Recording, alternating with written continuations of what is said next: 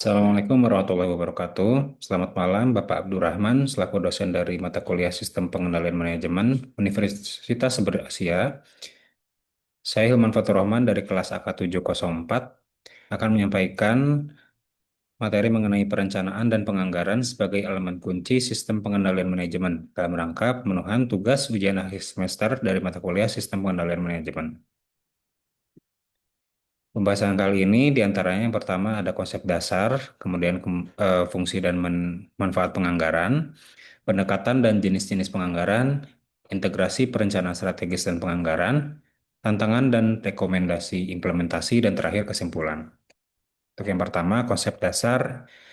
Menurut Antoni dan Govinda Rajan, tahun 2007, sistem pengendalian manajemen melibatkan manajemen kontrol, strategic planning, dan task control.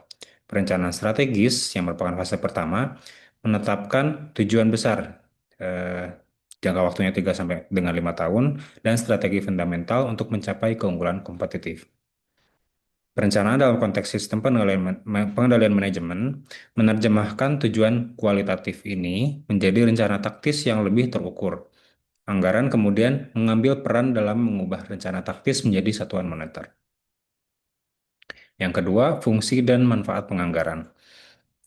Anggaran menjalankan fungsi manajerial yang krusial, karena yang pertama, membantu manajemen mengantisipasi kondisi di masa depan dan membuat keputusan alokasi sumber daya di awal periode. Kemudian, menjadi konsep dasar aktivitas yang dikomunikasikan ke seluruh unit, memastikan koordinasi horizontal dan vertikal.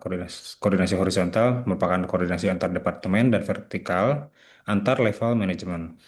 Yang ketiga, anggaran yang disepakati disepakati melalui proses partisipatif dapat meningkatkan komitmen dan motivasi karyawan. Dan yang terakhir, penggunaan anggaran sebagai standar kinerja.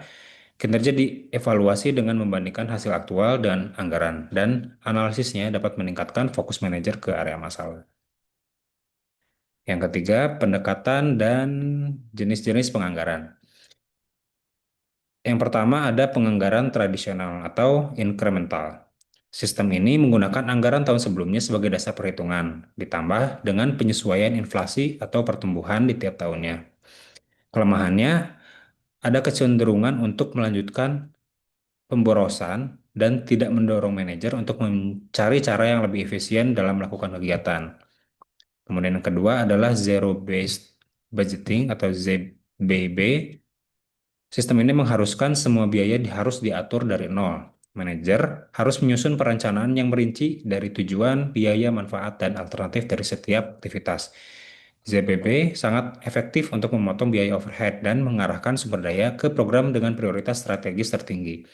Namun, di sisi yang lainnya, ZBB akan membutuhkan investasi waktu yang sangat besar.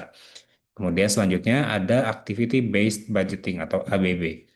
Sistem ini berfokus pada biaya aktivitas yang diperlukan untuk menghasilkan output. Sistem ini akan memberikan dasar yang lebih akurat untuk perkiraan biaya dan sangat berguna dalam lingkungan kompleks di mana biaya overhead didorong oleh berbagai aktivitas. Yang keempat, integrasi perencanaan strategi dan penganggaran. Integrasi ini akan menjadi efektif ketika anggaran operasional secara langsung mendukung tujuan strategis. Dari tahap pertama, BSC BSC atau Balance Scorecard menerjemahkan visi menjadi 4 perspektif, yaitu keuangan, pelanggan, proses internal, dan pembelajaran serta pertumbuhan. Dengan setiap perspektif masing-masing memiliki tujuan, ukuran, dan target dan inisiatif.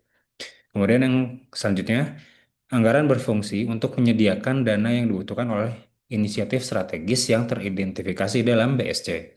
Anggaran tahunan menjadi langkah taktis pertama untuk mencapai tujuan strategis multitahun. Kemudian ketiga, untuk mengatasi anggaran tahunan yang kaku, banyak organisasi mengadopsi konsep rolling forecast. Konsep ini adalah pembaruan perkiraan yang berkelanjutan dengan menjaga perencanaan tetap fleksibel dan relevan tanpa harus menunggu siklus anggaran tahunan. Selanjutnya, tantangan dan rekomendasi implementasi. Manajer secara sengaja mengestimasi biaya lebih tinggi atau pendapatan lebih rendah untuk membuat target mudah dicapai. Dan ini memicu inefisiensi. Eh, Tantangan selanjutnya, manajer melakukan window dressing di akhir periode, misalkan menunda pembelian yang diperlukan untuk memastikan target anggaran bisa tercapai. Meskipun pada akhirnya hal tersebut akan merugikan organisasi dalam jangka panjang. Kemudian rekomendasi atas isu pengendalian penganggaran tadi, yang pertama menerapkan penganggaran partisipatif yang melibatkan manajer level bawah, tapi dengan pengawasan yang ketat dari manajemen senior untuk membatasi slack. Selanjutnya, mengadopsi filosofi beyond budgeting yang mengganti anggaran statis dengan target relatif. Misalnya, kinerja diukur relatif terhadap pesaing atau pasar terbaik, sehingga menghilangkan motivasi untuk menciptakan slack. Dan yang ketiga, menggunakan sistem insentif yang berbasis pada kombinasi ukuran keuangan atau anggaran dan non-keuangan atau BSC untuk mendukung atau mendorong perilaku yang selaras dengan strategi jangka panjang. Jadi kesimpulannya, yang pertama, perencanaan dan penganggaran merupakan pondasi dasar dari sistem pengendalian manajemen. Karena perencanaan menetapkan tujuan, sedangkan penganggaran memberikan alat kualitatif yang mengalokasikan sumber daya, mengkoordinasikan kegiatan, dan menetapkan standar kinerja. Anggaran memiliki peran ganda yang krusial, alat perencanaan di awal periode, dan sebagai alat pengendalian melalui analisis varians sepanjang periode. Kemudian selanjutnya, efektivitas sistem pengendalian manajemen. Ini akan sangat bergantung pada seberapa baik integrasi antara rencana strategis dan anggaran operasional. Selanjutnya, adopsi metode penganggaran adaptif, contohnya ZPB atau ABB, ini akan mengatasi kelemahan model tradisional dan menghadapi tantangan perilaku seperti budgetary slack. Dan terakhir, pengembangan budaya transparansi dan akuntabilitas ini akan memastikan insentif kinerja tidak hanya secara eksklusif berfokus pada pencapaian target anggaran, namun juga memerhatikan penciptaan nilai strategis jangka panjang. Sekian eh, paparan yang dapat saya sampaikan. Mohon maaf apabila banyak kesalahan.